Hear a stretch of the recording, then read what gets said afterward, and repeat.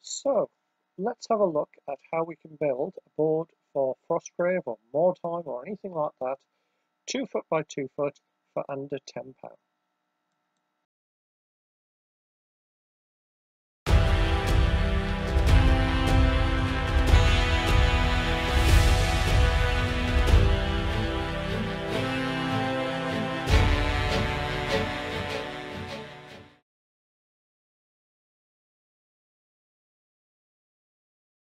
Hi, I'm James, and today what we're going to do is look at making a base board for Mordheim. All we're going to use is some XPS foam, a pen. I've actually got a couple of makeup brushes, a few tester pots, and one thing I haven't put with this, which is a little bit of tin foil. So let's see how it's going to work. Oh, and the most essential item, a nice cup of tea. So let's start with the centre. I'm going to make this one with a circular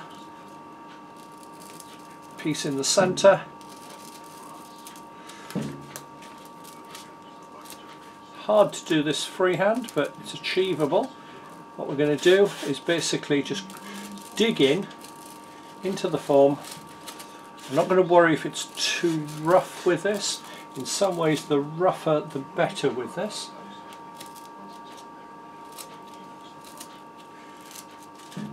This would be ideal if you've got like a fountain or something you want to put in, or you want a nice little centerpiece for your board. You can achieve this if you want a really neat ornamental one by using something circular and just drawing around it. So I'm just going to create a round area, and I think that actually is probably about as much as I want to do. Now what we can do at this point is, that looks nice, but we're going to put some cracks in as well. So crack some of the tiles, make it look a bit worn. Don't put this in to quite the same depth. Make a couple of the tiles look a little irregular. So put another one around the outside. I think I will call this done. This is good if you want to put a statue in. Statues are really good if you've got a figure that you think, oh, I could do something with that. Well, I've made a mistake. I'm actually going to build that up a bit into a feature.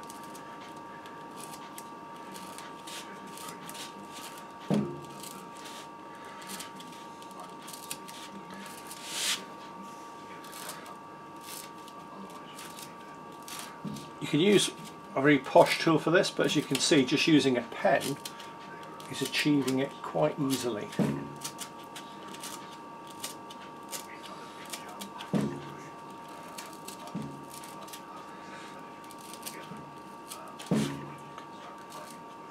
I think what we'll try and have a nice, whatever you do, try not to make it look too regular. I think what we'll have is a path leading up to this. So what we'll do with that is we'll start with a fairly straight line.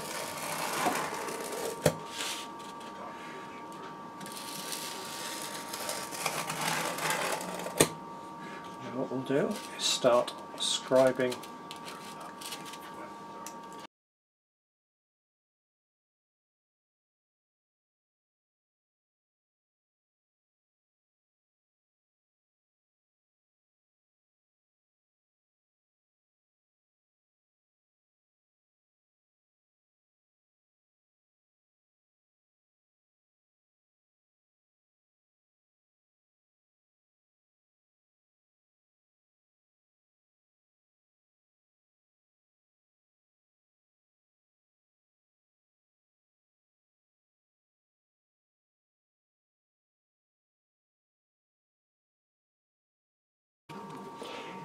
Right, well that was a rather long hour and a quarter to get all this done.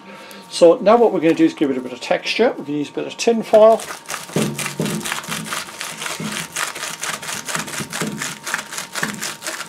And all this is doing, it's giving a bit of texture to it.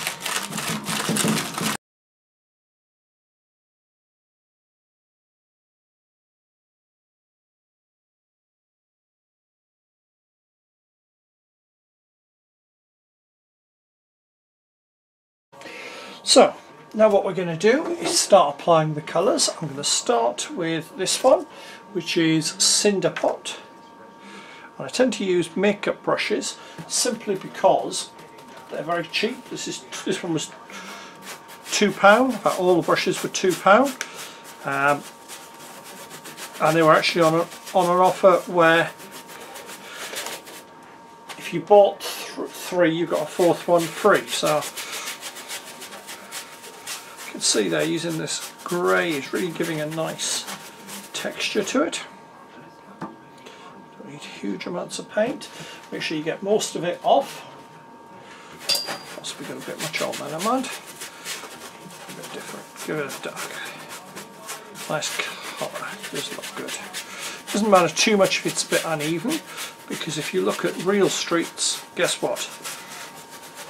They look uneven.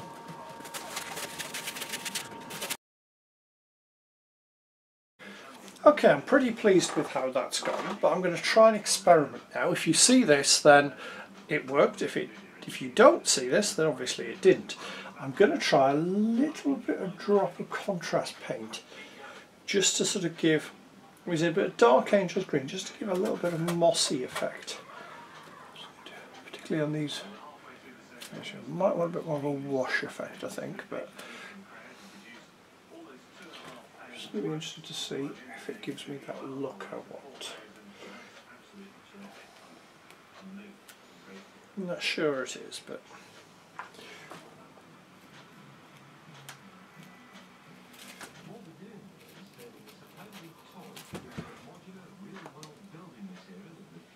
okay, I think I'm going to take that a bit further. So what I'm going to do is make that into a really wash effect. So let's change brushes.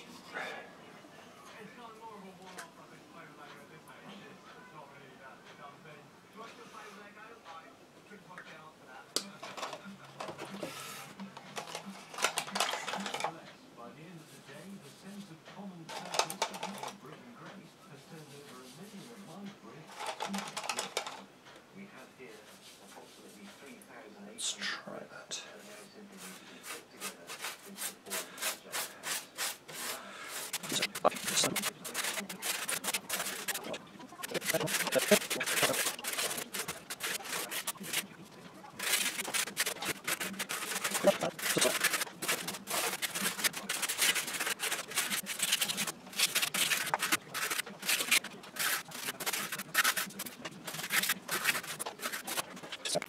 So I did one more step which I didn't capture on camera.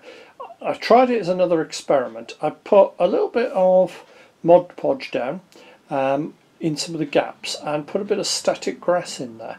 And what that's done, it's given me that little bit more of a decaying look to the city where grass is starting to come through.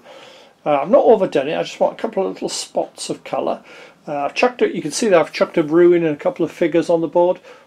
I think that works. Yes, it's a lot of time to do all the carving in, but once you've carved it, it's seconds to do everything else. I'm quite pleased with that. Hopefully some of you may find that useful. If anybody does anything similar, please share some photos. I'd love to see what I inspire. Hopefully you've enjoyed the video. If you have, please click on the like button below so that I know what people like and I know what to make more of. Alternatively, if you've enjoyed it and think you'd like to see more, please click on the subscribe button. That way you get notified by YouTube whenever I bring out a new video. And you never know, there might be something in there that you hadn't considered, because I do cover a variety of things on the channel. And finally, if you have a little bit of cash going, I now have a Patreon account. I'm always looking for patrons, because at the end of the day, let's be perfectly honest, it's a good way for me to get a little bit of money that will use to buy review items or to travel to museums and so on. I don't put a huge amount on that. At the minute, all we've got is one tier charging £1 a month, which just, as I said, helps cover my costs. See you soon.